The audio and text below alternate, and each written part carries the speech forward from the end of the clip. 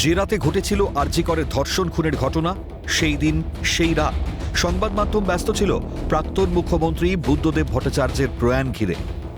যে রাতে আরজি করের ঘটনা, পরদিন সকাল থেকেই সংবাদ মাধ্যম থেকে রাজ্য রাজনীতির নজর ছিল প্রয়াত মুখ্যমন্ত্রীকে শ্রদ্ধা জ্ঞাপন ও তার দেহদানে। প্রশ্ন উঠেছিল, পরিকল্পনা করেই কি এমনই একটা দিনে নিঃশব্দে ঘটানো হয়েছিল আরজি কর কাণ্ড? তবে শেষ রক্ষা হয়নি। শেষ মুহূর্তে সংবাদ মাধ্যম থেকে বিরোধী দলগুলির নেতা নেত্রীরা হাজির হয়ে গিয়েছিলেন আরজি কর হাসপাতালে। কসবা সাউথ ক্যালকাটা ল কলেজে পড়ুয়াকে ধর্ষণের ঘটনা বুধবার রাতের। অভিযোগ বলছে সন্ধ্যে 7:30 থেকে রাত 10:50 মধ্যে হয়েছে এই কাণ্ড। বৃহস্পতিবার সকালে থানায় এফআইআর। ওই দিন সন্ধ্যাতেই দুজনকে, রাতে আরও একজনকে গ্রেপ্তার। কালীগঞ্জের ছোট্ট মেয়েটাকে জয়োল্লাসের বোমায় মেরে দিয়েছে যারা। এফআইআরের নাম থাকা সত্ত্বেও সেই অভিযুক্তদের সবাইকে এখনো গ্রেপ্তার করেনি পুলিশ। কিন্তু কসবা কাণ্ডে গ্রেপ্তার অভিযুক্ত 3 জনই। শুক্রবার রথের দিন মুখ্যমন্ত্রী দীঘায়। সংবাদ মাধ্যম থেকে রাজনীতিবিদ সকলেই ব্যস্ত রথযাত্রা ঘিরে। রথের সকালেই টুক করে সামনে এনে দেওয়া হয় কসবার ধর্ষণ কাণ্ডের খবরটা। প্রশ্ন উঠছে যে পুলিশের বিরুদ্ধে রয়েছে এত নিষ্ক্রিয়তার অভিযোগ, কসবা কাণ্ডে সেই পুলিশের যথাযথ ভূমিকার পেছনে কি রয়েছে অন্য কোনো রহস্য? উদ্দেশ্যমূলকভাবেই কি রথের সকালে প্রকাশ্যে আনা হয়েছে কসবার ধর্ষণ কাণ্ড? অভিযুক্তের সঙ্গে তৃণমূলের যোগ নিয়ে নেই কোনো প্রশ্ন। তিনি শুধু কলেজের একজন অস্থায়ী কর্মীই না, ছিলেন কলেজের তৃণমূল ছাত্র পরিষদের সর্বময় কর্তাও। ছিলেনই না, এখনো নাকি তিনিই চালান কলেজের তৃণমূল ছাত্র পরিষদকে।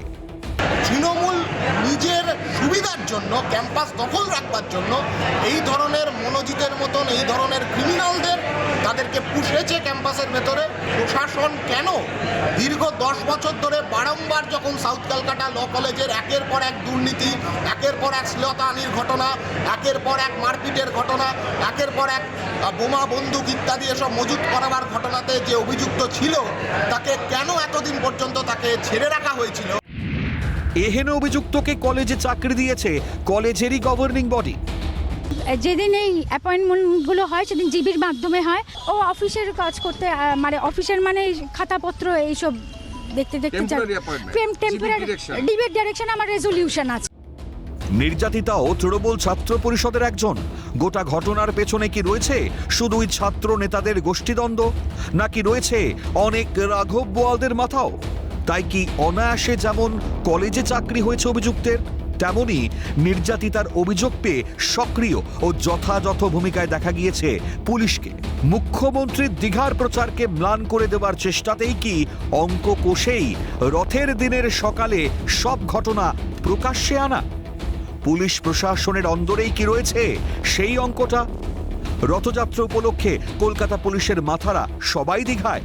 সেই সুযোগেই কি দীঘার রথযাত্রা থেকে চোখ ঘুরিয়ে দেওয়ার চেষ্টা করেছিল কেউ কেউ?